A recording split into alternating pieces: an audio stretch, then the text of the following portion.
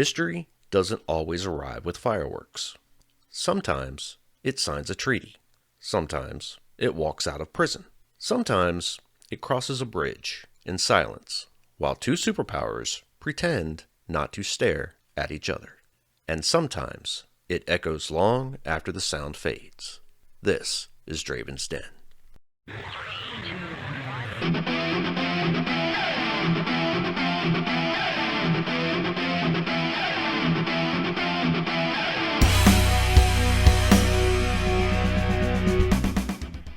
Welcome back to Dravin's Den. I'm your host, Stan Miles.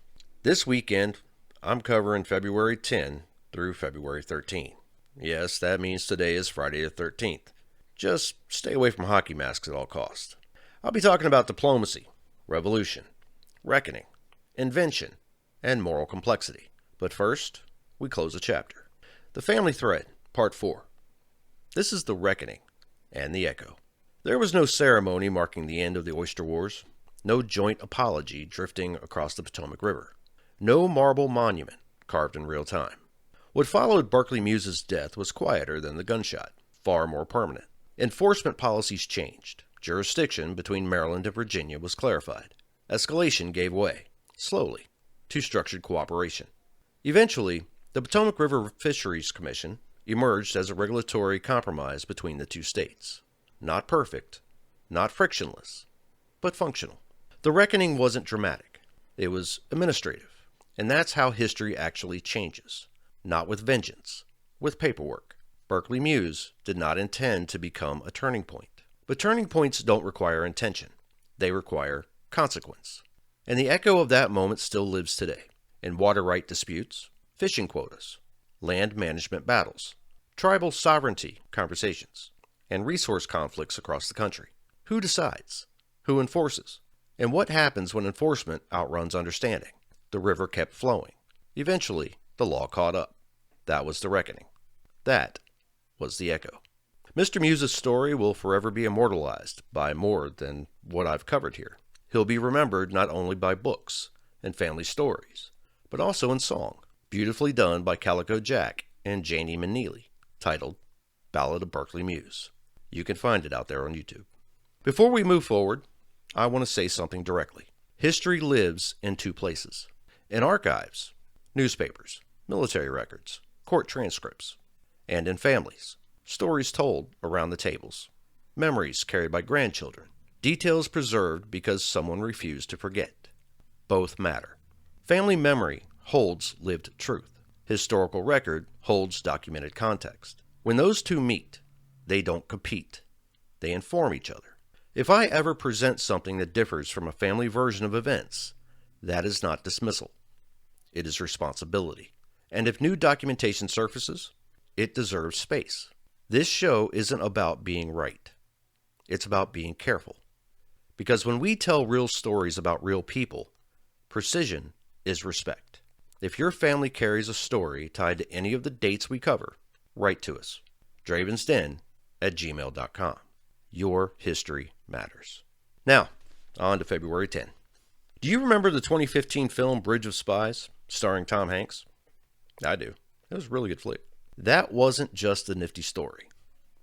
On February 10, 1962, Cold War tension condensed into a single moment on the Glienicke Bridge between East and West Berlin. Captured American U-2 pilot Francis Gary Powers was exchanged for Soviet spy Rudolf Abel. No applause, no dramatic music. Just two governments walking toward each other across a frozen span of concrete, hoping the other side honored the deal. It didn't end the Cold War, but it proved negotiation was still possible, even between enemies who fundamentally distrusted each other. On February 10, 1763, the Treaty of Paris ended the 7 Years' War, known in North America as the French and Indian War. France ceded vast North American territory to Great Britain. Britain gained land and gained debt. To pay that debt, Parliament taxed the American colonies, which eventually led to rebellion, which led to independence. Which means, technically, American independence traces back to paperwork signed on this day. History loves unintended consequences. And on February 10, 1996, IBM's Deep Blue made history by becoming the first supercomputer to defeat a reigning world chess champion, Garry Kasparov, in a regulation game under classical tournament conditions. Humanity collectively responded with, that seems concerning. Let's turn artificial intelligence into your own personal therapist. Don't worry, it still can't park a car in a tight garage.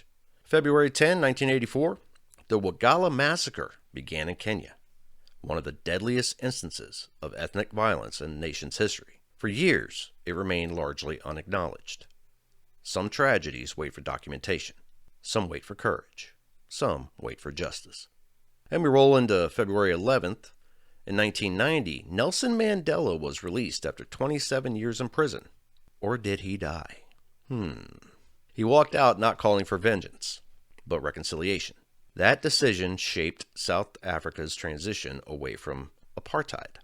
Leadership is sometimes loud. Sometimes it is restrained. On February 11, 1945, the Yalta Conference concluded. Roosevelt, Churchill, and Stalin negotiated the post-war order of Europe. The map they influenced shaped the Cold War for decades. Wars may end. Power arrangements linger. In 1963, Julia Child's The French Chef premiered on public television. Now, technically culinary arts, but flipping a perfect omelet under studio lights, elite-level pressure performance. February 11 sits during Black History Month, a reminder that many transformative figures were not fully acknowledged in their own time. History often takes longer than it should to say thank you. Now, February 12th, the NAACP was founded in 1909 in New York City by a diverse group of 60 activists, including W.E.B. Du Bois, Ida B. Wells, and Mary White Ovington, to fight racial injustice. Created on the 100th anniversary of Abraham Lincoln's birth, it became the nation's oldest civil rights organization. Some institutions preserve power, some challenge it. Also on this day in 1818, Chile declared its independence from Spain. Revolutions rarely arrive neatly packaged, but they permanently reshape nations.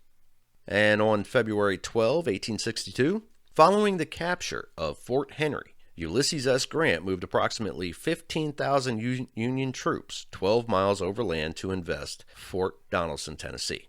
This rapid movement allowed the Union Army to surround the Confederate garrison, setting the stage for a key early victory in the Western Theater.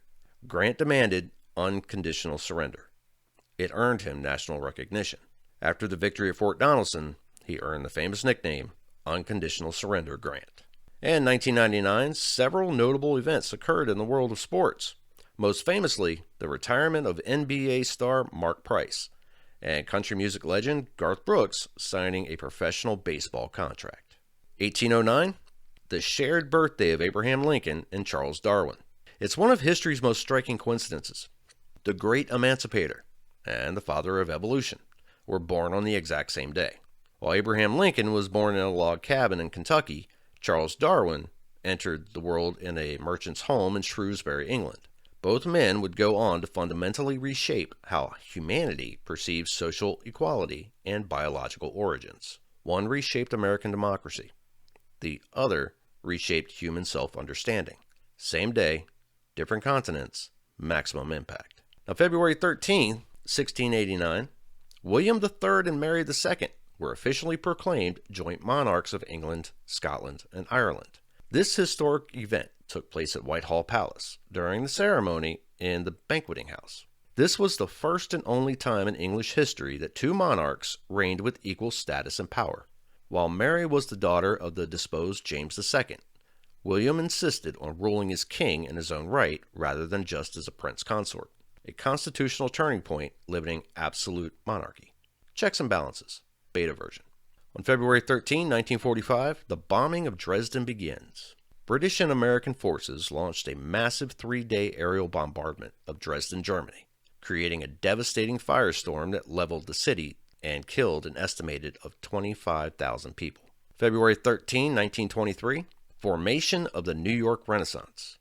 On this day, the first all-black professional basketball team, the New York Renaissance, often called the Wrens, was organized. Founded by Robert L. Douglas, the team provided elite black athletes with professional opportunities during the Jim Crow era, and became a dominant force in the 1920s and 30s. eventually being inducted into the Basketball Hall of Fame as a team.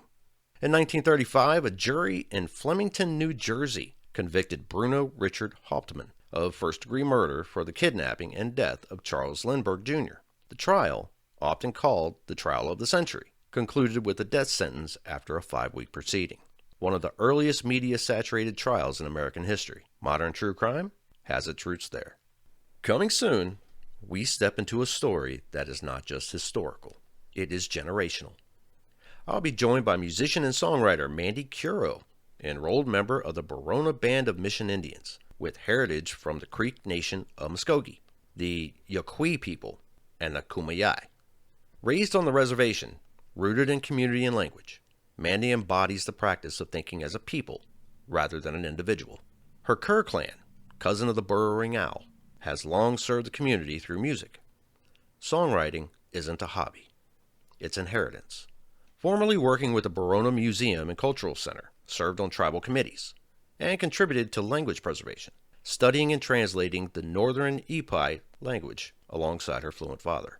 She is a mother, a preservationist, a musician, a translator, and someone determined to honor the Creator by caring for land, language, and community. But this episode will also honor her grandfather. Charles Charley Curo, born in 1920, passed away in 1986. He was a Borona tribal member, private first class, Army Air Corps, World War II.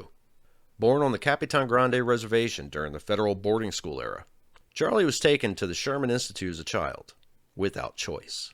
When he returned home, he had stopped speaking his native language. He chose Spanish because it was safer.